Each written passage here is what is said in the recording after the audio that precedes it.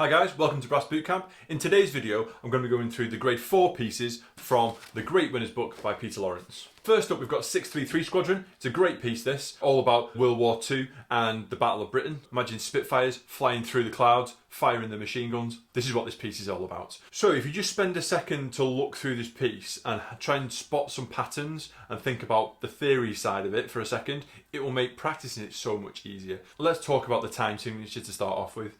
We've got 6-8 and 3-4 at the same time. How does that work?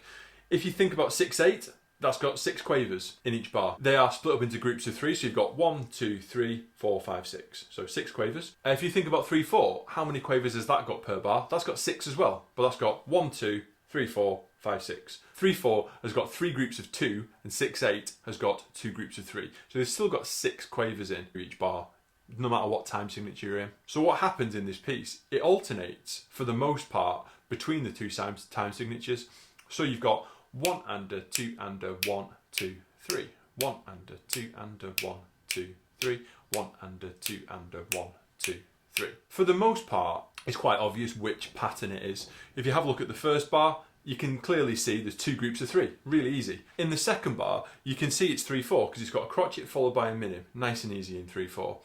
When it becomes slightly tricky is when you've got dotted minims. So it could be 3 beats, it could be 2 beats in 6-8. If you think about the alternating time signatures, it'll help you work out how those bars go. If you have a look at the first bar, we've got 1 under, 2 under. Second bar, 1, 2, 3. So in bar 3, we need to count 1 under, 2 under on that note.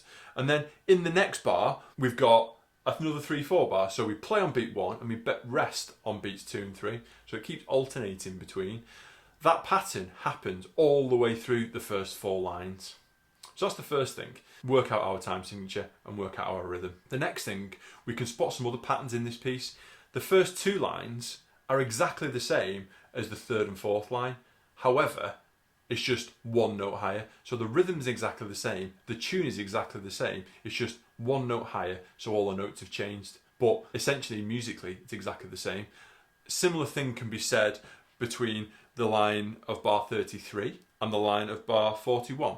It's pretty much exactly the same tune. It's just starts on a different note and is at a different pitch. So once you've worked out how the rhythm goes and how the tune sounds for one line, then you've automatically worked out the rest of it as well. Let's hear the first part of this piece with a nice rhythm. I'll click along for the counting. So obviously I can't say the counting and play at the same time. In this piece, I would always count yourself in. 1 under, 2 under, 1, 2.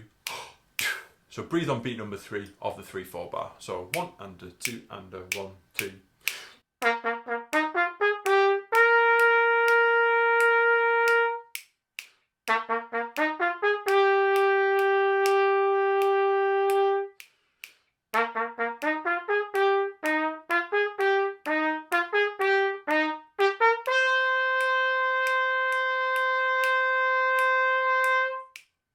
So I hope that's made sense. The third and fourth line, exactly the same rhythm, but just different notes. So let's talk about the broadly section, bar 33.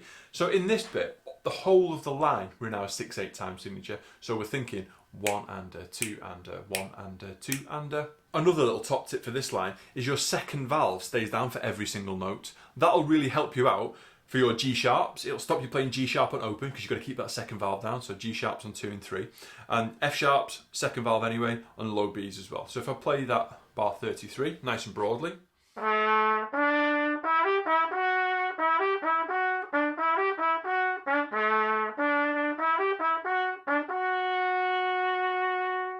So we're after a nice contrast. The first 4 lines of the piece, every single note is accented, and I always picture sort of the machine guns on a Spitfire, da, da, da, da, da, da, firing out those notes, nice and accented like a machine gun.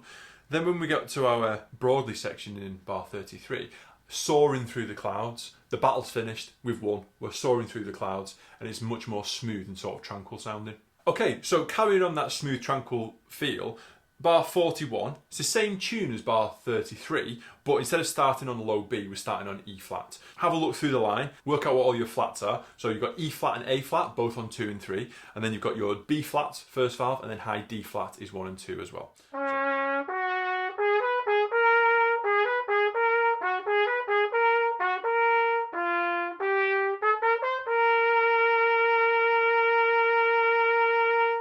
this point we go back to the beginning and take our coda. One thing here, it's a mistake that a lot of people make when they start adding the accompanist to their pieces. It's quite easy at home to add an extra bar by accident and not notice. When you go to the coda, the phrase is 1 bar shorter than you're expecting. When you move from the coda sign to the coda, instead of it being like a 4 bar phrase, it's actually a 3 bar phrase. So you just need to watch out for that and count really carefully. I'll play from the start of the second line and I'll take the coda.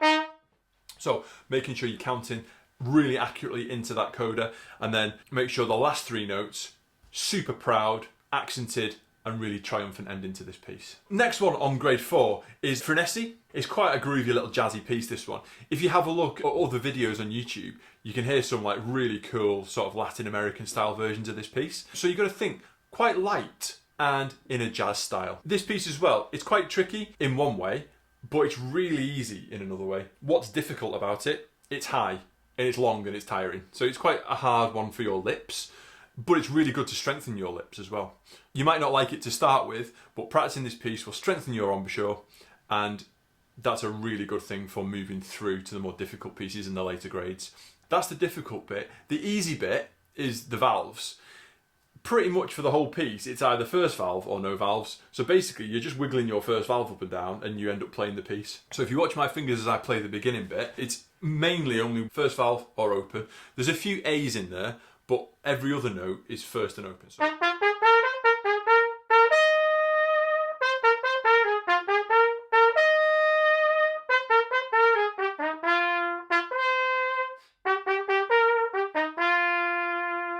I think there was maybe 4 or 5 note A's. So really easy on the fingers, but all your mental effort is taken up with focusing on your embouchure, focusing on your airflow, focusing on your torta and T, especially your T positions for your high notes. Another good thing about this piece is that opening phrase repeats exactly straight away after you've played it once. So if you play up to bar 8, the next 8 bars is exactly the same.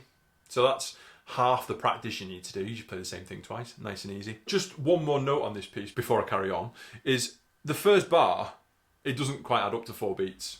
It actually starts on the and of 1.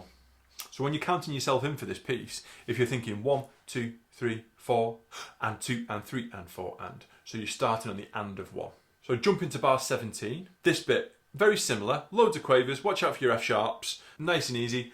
Remember, quavers 1 and 2 and 3 and 4 and. Same style as the rest of the piece.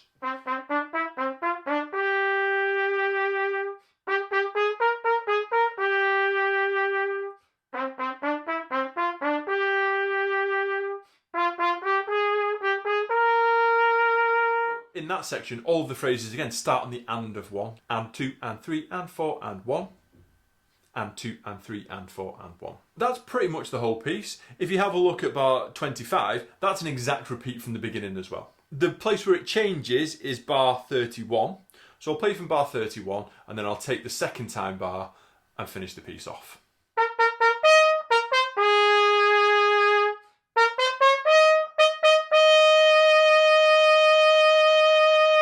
In the exam, you don't even have to do a repeat as well. You can play it all the way through, take the second time bar, and that's the whole piece sorted. Nice and jazzy sort of sound. Watch out for the dynamic changes in the middle. Think about your valve patterns. And one final note, in the second time bar, third bar from the end, make sure you play high E flat, which is second valve. That's the only note on second valve in the whole piece. So the next piece on the grade 4 syllabus is Cool from West Side Story. Really good piece, this one. It's quite a tricky one to hear because there's a lot of tritone intervals. That just means there's 4.5 notes between the notes. And it actually is called the devil's interval because it was banned in the medieval times because people thought it would summon the devil. Here's that tritone interval. And you can hear it sounds quite sort of dissonant, which sort of means clashing, or sort of quite sort of menacing, doesn't it? So that's an interval that recurs in this piece. So if you can get that tritone interval in your head to start with, it'll really help you out. Couple of things in this piece. Let's get all the theory stuff out of the way first. 2 sharps in your key signature, F sharp and C sharp. We're in 4/4 time signature, really easy. However, it doesn't say, it should be swung, this piece, so swing quavers. So we've got 1, A2, A3, A4, so it's more of a jazz sort of feel. There's a DC L coda, nice and easy. All the rhythms you should be pretty much familiar about now. So you've got your triplet crotchets, ta, ta, ta. Let's play the piece and we'll see what it sounds like.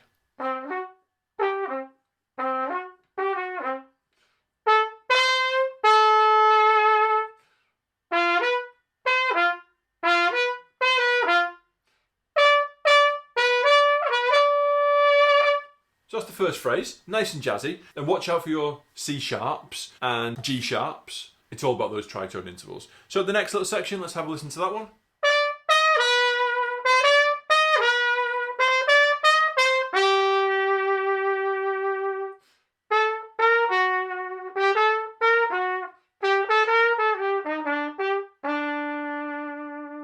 So nice jazzy style. Notice I'm saying ta ta ta ta ta in a nice jazzy style. I'm not going to to to to to in a sort of classical way. So my tonguing's nice and jazzy. As you would say to if you were singing it in a jazz style, you do the same thing through your instrument when you're playing in a jazz style as well. So at that point, back to the beginning, and then you take the coda. So I'll just play from the coda to the end. Nice jazz style.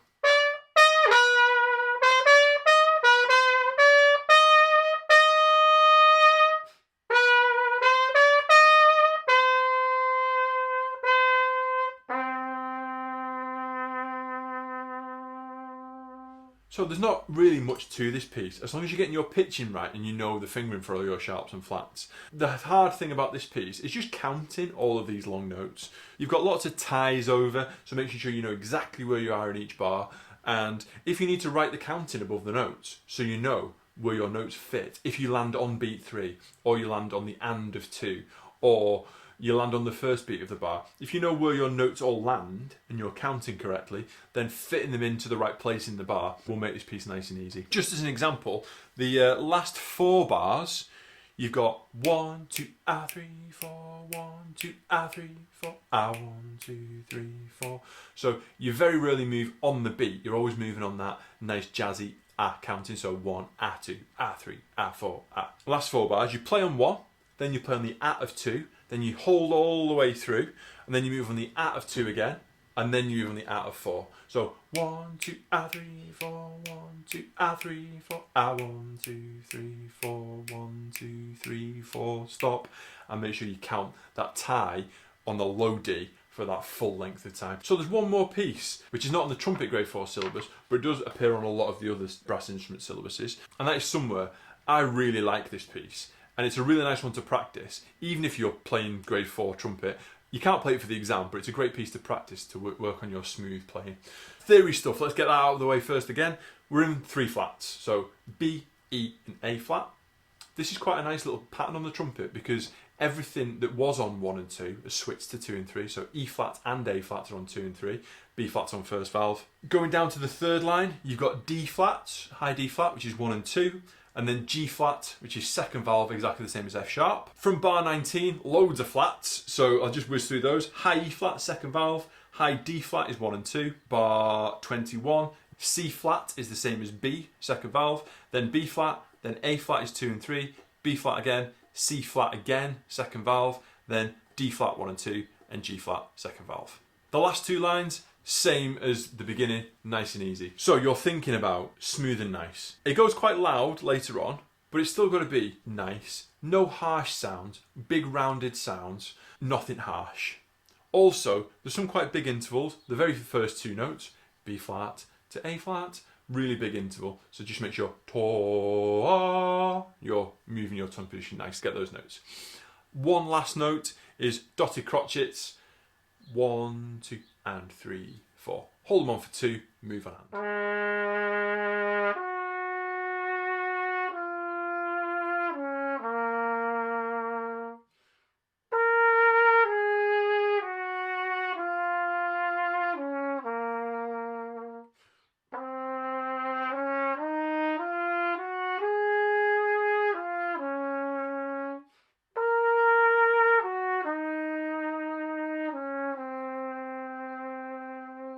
And then the tune starts again and repeats. So I'm going to whiz down to bar 19 and play those bits. Nice triplet rhythm.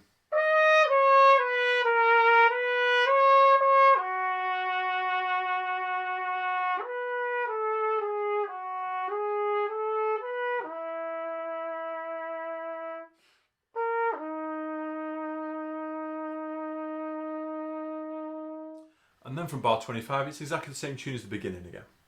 So just to end this piece, I'll play Yuba from bar 33. Nice big breath, nice controlled breathing. Make sure your E flat at the end, you hold it for that whole length of time.